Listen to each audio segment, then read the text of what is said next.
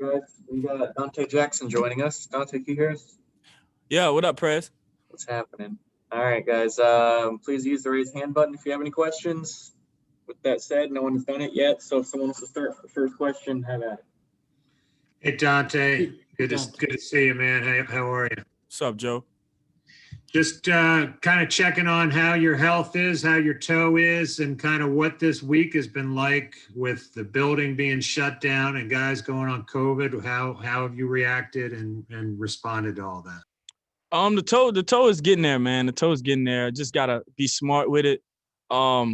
It's just one of those nagging injuries, especially for the position I play that have to do so much stopping and starting and cutting. It just, it kind of has a mind of its own, man, when it's gonna bother me or not. But I just been staying on it, man. First person in the building to get treatment, man. Last person leaving, doing treatment, and I'm getting more treatment when I get to the crib. Just trying to stay on it, man. But because I know it's gonna be one of those nagging injuries that just gonna stay with me for a long time. But I just gotta, try to keep going, and it's unfortunate, but just gotta try to fight through it and just do what I can, control what I can control. On the COVID question? It sucks, man. It's very, very unfortunate, as we all know.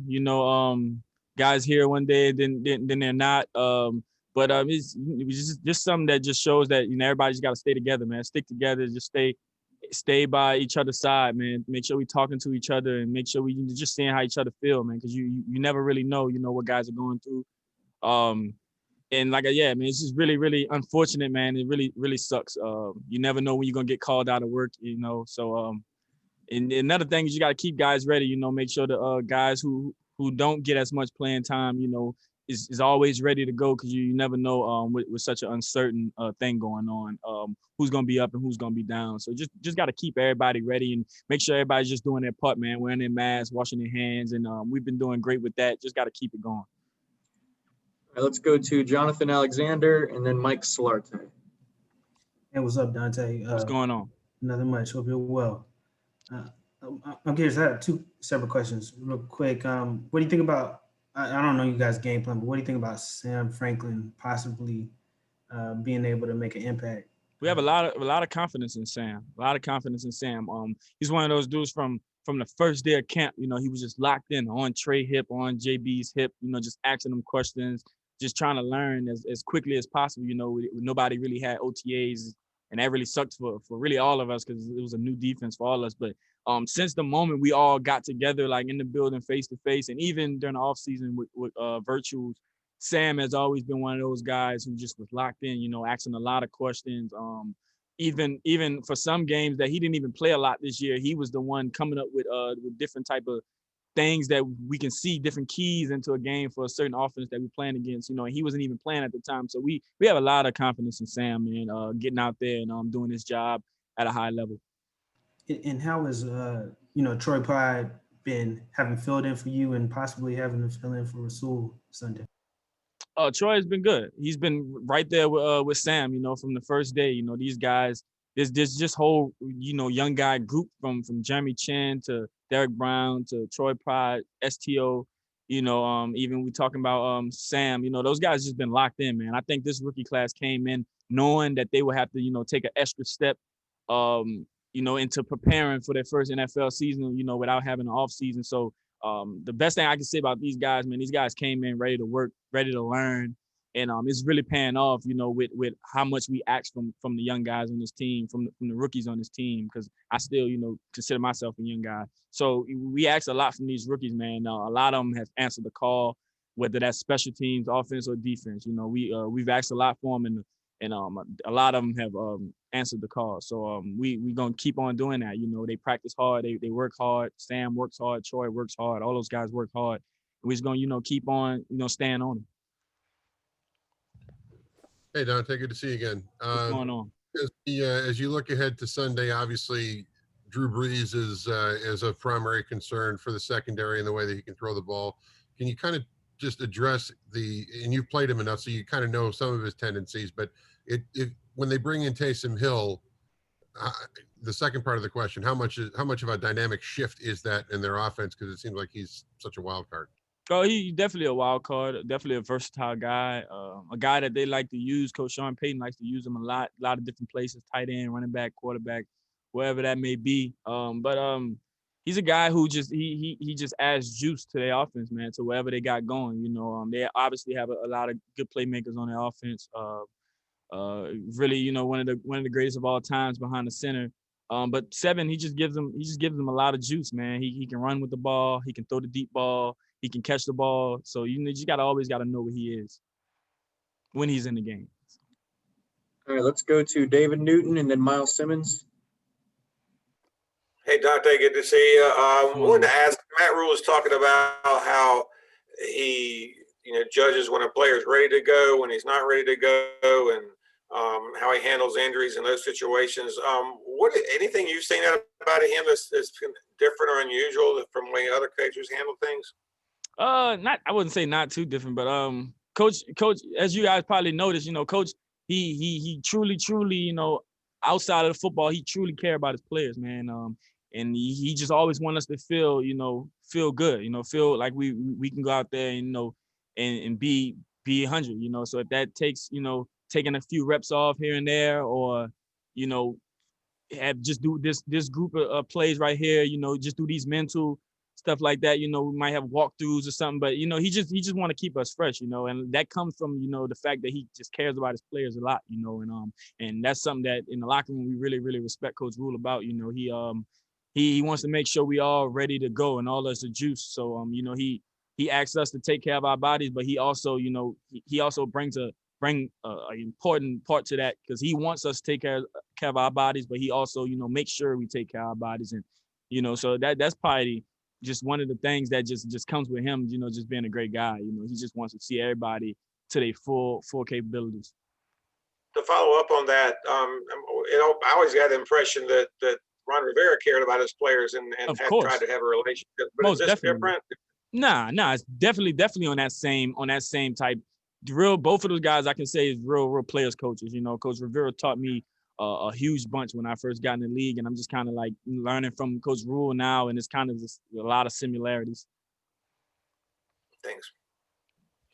Hey, Donte. The other day we were talking to Tiger Whitehead, and he said that Jeremy Chin is kind of a tone setter. I mean, somebody that, goes out there and you want to match his intensity. Is that something that you also see from Jeremy Chin? Do you feel that way too? I think everybody in the Carolinas see that, man. That guy's he has a high motor. He's a guy that he pops off the film. I don't think you have to ask a guy who's in the locker room with him to see that. I'm sure you can see that he just pops off the film, and as a guy, I'm sure that people who don't even want to play football, who don't even play football, wants to play football at the level that Jeremy Chin plays with, and that's not even talking about the large amount of talent he possesses. It's just his motor, man, his energy.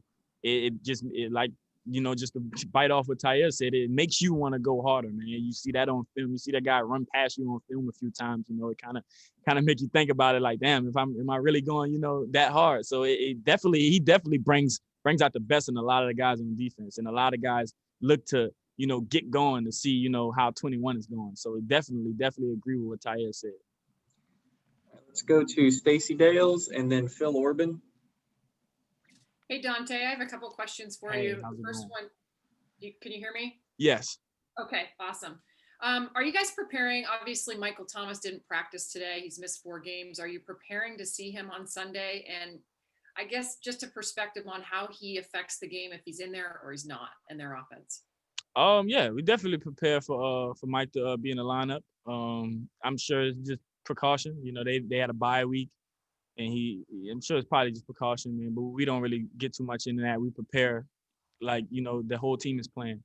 But he definitely adds a different dynamic to the offense, and there's definitely a difference in the offense when he's not in the game, and he's just a guy you gotta know where he's at, he's gonna get his targets, he's gonna get his chances to make big plays, and you just gotta know where he at all times, because they like to find him. Thank you. And my second question is, obviously you're headed home, right? I'm sure you've been asked this now, your 3rd year in the league, but going back to New Orleans in a pandemic, I guess the emotions there, and how fond of Drew Brees were you just growing up? He's obviously Very. a bit older than you. Oh yeah, very, very. Everybody in New Orleans love Drew Brees, man. He's did a lot for the city. You know, he's brought us a championship. He just brought everybody. Really, basically, I can say, man, everybody love him, man. Everybody has a ton of respect for Drew. I know growing up, he was always one of my favorite players to watch on Sundays. And yeah, just a ton of respect for Drew Brees and how he played the game and how he's still playing the game and how he's been doing it for so long, man. So yeah, huge hats off to Drew and what he's done for the city. You know, that's city I was born and raised in, so I'm kind of different. You know, I have a different perspective than most people, but yeah, huge respect to Drew Brees and what he has done, you know, thus far. So.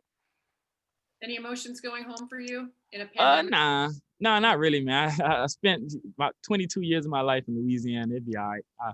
I'm pretty used to it now, going back. So. Thank you.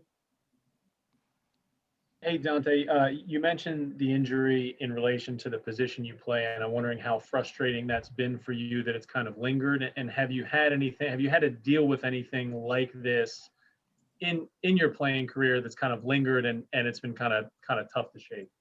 Oh yeah, man, definitely, just very, very frustrating. This toe is kind of, I've never had turf toe, so it's definitely new for me. You know, I've always dealt with, you know, soft tissue things like groins, hamstrings, and stuff. But this off season, I just was so much on my groins and my hamstrings and just all the soft tissue stuff. I wasn't gonna let that trip me up again, you know, after last year. So I was just, you know, not really, but the turf toe, man, it's just something that's different. Like I stated, you know, with my position is so many different movements I do, and you know, you kind of take the toe for granted. You know, being back there out there on the island, you take the toe for granted, but you never realize how much you use it until you can't. So it's definitely frustrating, man, because I would do the whole pregame as if it feels great, and you make one wrong move during the game, and it's just like the whole clock starts over. So it's very, very frustrating, man. Something that's different from me, because it's really like not really much you can do to, you know, to stop it, but rest and, you know, just try to be cautious. But yeah, it's definitely something new, man. Definitely something that I'm trying to shake. All right, guys, we only have time for 2 more, so let's go to Will Kunkel and then finish with Joe Person.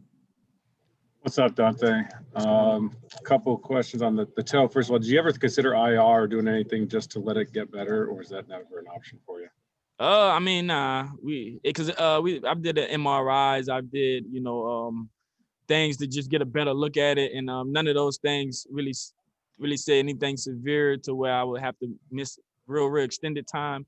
It's just really just one of those things that just lingers, man. It flares up. You never really know when it can come. It can come from a move that you didn't did 5 times in a row, and on the 6th time you do it, it can flare up. So you never really know with it, man. That's why you guys see me in the game, and he's like, damn, where Donte go? You know, that fast he go, because the toe would tell me to, you know, like all right, you got to chill for a few plays or a drive or something. I'll go get it untaped and retaped and try to go back in. But yeah, I know it's kind of like, damn, is this guy playing, you know, Pop Goes the Weasel or something? But nah, I'm just trying to give it some time, man. Is just try to, like I said, it's really new, man. I never really had to. I deal with fast guy injuries like groins and hamstrings. I never had to really deal with anything like a toe. But I'm still learning every day, man. I'm still researching it every day. Still just trying to see what else that I can do, you know, to help it, you know, speed up the process. But you just gotta just take it day by day, week by week type thing, man, and just hope for the best. Do you want to see Michael Thomas? Is that one of those dudes you're like, yeah, I want to play against him. I want him to play, or you're like, no, just let him play next week. I'm a competitor, man. I want to see anybody who's gonna give me a chance to go out there and compete. And if it's Michael Thomas, then it's Michael Thomas. If it's anybody, it's anybody. I really don't stop from lining up in front of anybody, man. I'm a competitor, so. Thanks, bud. Thank you. Donte, I do not have a toe follow, but I did want to ask Thanks, man. I honestly, through these last 3 weeks, man, I honestly never thought I would say the word toe that much, but it's okay. I'm getting used to it now around this time, man. I have family members asking, how's the toe? I got teammates, how's the toe? You know, coaches every 5 minutes, how's the toe? How's the toe? And toe has just been the word of the week, man, for like the last 2 weeks. So it's okay, bro. I do have a question, though, following up on Stacy's question. you've been batting in New Orleans for 22 years, but you've never been in the Superdome when there were only 3,000 people. I know, right? Be like, That's gonna be different. That's gonna be different. I'm not sure if I have any family like coming because of the whole COVID thing, and I know that they know they won't be able to see me and stuff. So they probably just watch it on TV. But it's gonna be different. It's gonna be different. I mean, it should work out in our favor, man. You know that those New Orleans fans get really rowdy in the dome. So hopefully, you know, that works in our favor that they can't have max capacity, man. You know, that's good for us. So it's gonna All be right, different. Donte. Man. Appreciate that, Fred. Appreciate you stopping by. Yes, Go sir. have some tofu. Oh, nah. Definitely going to treatment though, man. Definitely going to treatment.